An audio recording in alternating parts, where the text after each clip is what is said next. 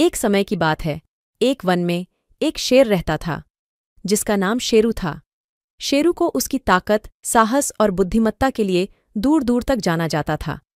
वह जंगल का राजा था, सभी जानवरों के साथ न्याय और समानता के साथ शासन करता था।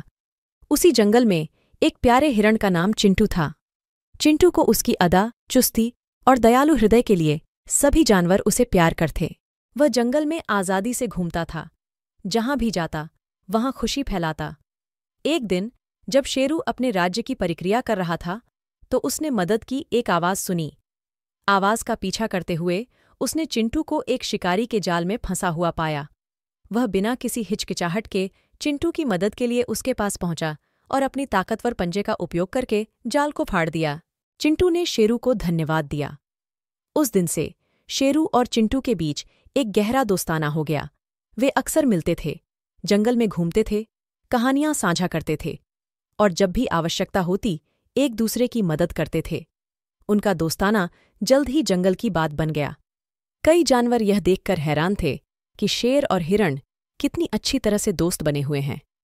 लेकिन शेरू और चिंटू को फर्क नहीं पड़ता था कि दूसरे क्या सोचते हैं। उन्हें पता था कि सच्ची मित्रता किसी सीमा को नहीं जानती। समय के साथ शेरू को एक चुनौती का सामना करना पड़ा। कुछ लकड़बग्घे जंगल में घुस आए, हलचल मचा रहे और अन्य जानवरों को आतंकित कर रहे थे। ताकतवर होने के बावजूद शेरू अकेले लकड़बग्घे को हरा नहीं सकता था। शेरू, मेरे दोस्त, मैं कुछ लकड़बग्घों को जंगल से बाहर लेकर जा रहा हूं और कुछ को तुम भगा दो। अपने दोस्त को मुश्किल में देखकर चिंटू ने देर नहीं की। वो उसकी मदद के लिए आगे आया। उसकी गति और चुस्ती से उसने लकड़बग्घों को धोखा दिया और उन्हें शेरू के क्षेत्र से दूर ले गया। शेरू और चिंटू ने मिलकर बहादुरी से लड़े जब तक कि लकड़बग्घे जंगल से बाहर नहीं निकल गए। अन्य जानवरों ने शेरू और चिंटू के लिए तालियां बजाईं, उनके साहस और दोस्ती के लिए धन्यवाद दिया।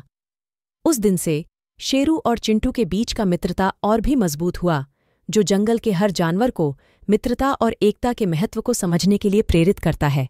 ऐसे ही और कहानियां देखने के लिए हमारे चैनल को सब्सक्राइब करें। धन्यवाद।